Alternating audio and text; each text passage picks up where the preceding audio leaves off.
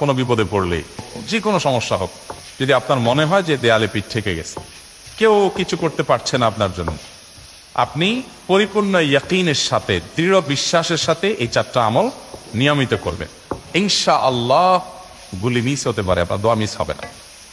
আমি এমন এক ভয়াবহ বিপদে আছি যা থেকে উত্তরণের কোনো পথ আমার সামনে খোলা নাই, এমন কোনো আমল শিখিয়ে দিবেন যে আমলের মাধ্যমে এই ভয়াবহ বিপদ থেকে আমি রক্ষা পেতে পারি। ভাইরা আমার, এই ধরনের প্রশ্ন আমাদের কাছে অহরহ আসে যে এমন বিপদে আছেন যে বিপদ থেকে আসলে রক্ষা পাওয়ার জন্য আপাত দৃষ্টিতে কোনো পথ দু চোখে দেখতে পাচ্ছেন না, এক কথা দেয়ালে পিঠ ঠেকে গেছে।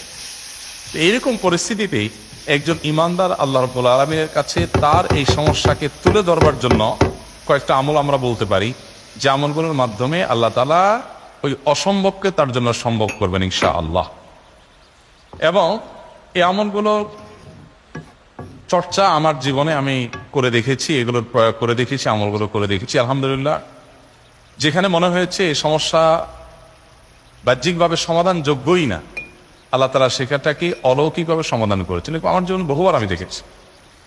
এরকম চারটা আমল আছে যেগুলো আমরা কোনো বিপদে পড়লে, নারী হোক, পুরুষ হোক, পারিবারিক হোক, আর্থিক হোক বা নিরাপত্তা সংশ্লিষ্ট হোক, যে কোনো সমস্যা হোক, যদি আপনার মনে হয় যে দেয়ালে পিঠ ঠেকে গেছে, কেউ কিছু করতে পারছে না আপনার জন্য, আপনি পরিপূর্ণ ইয়াকিনের সাথে, দৃঢ় বিশ্বাসের সাথে এই চারটা আমল নিয়মিত করবেন।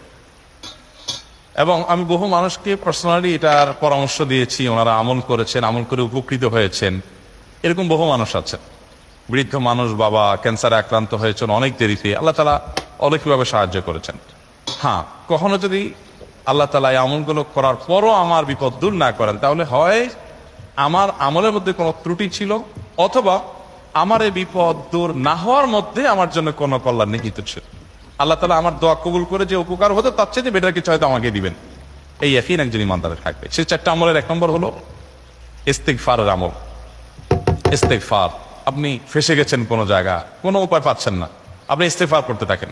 আস্তাগফিরুল্লাহ ওয়া আতুবু ইলাইহি, আস্তাগফিরুল্লাহ ওয়া আতুবু ইলাইহি, আস্তাগফিরুল্লাহ ওয়া আতুবু ইলাইহি, আস্তাগফিরুল্লাহ, আস্তাগফিরুল্লাহ, আস্তাগফিরুল্লাহ আল্লাযী লা ইলাহা ইল্লা হুয়াল হাইয়ুল কাইয়্যুম ওয়া আতুবু ইলাইহি ওয়া লা হাওলা ওয়া লা কুওয়াতা ইল্লা বিল্লাহ।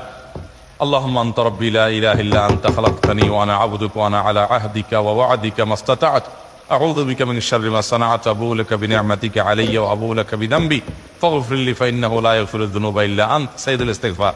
এভাবে যে কোনো ইস্তেগফার পড়তে থাকেন, আপনি বেশি বেশি করে আল্লাহর কাছে ইস্তেগফার, ক্ষমা প্রার্থনা করতে থাকেন, খুব বেশি, আপনার দুই ঠোঁটে অনবরত আপনি চাইতে থাকেন আল্লাহর কাছে ক্ষমা। এই ইস্তেগফার সম্পর্কে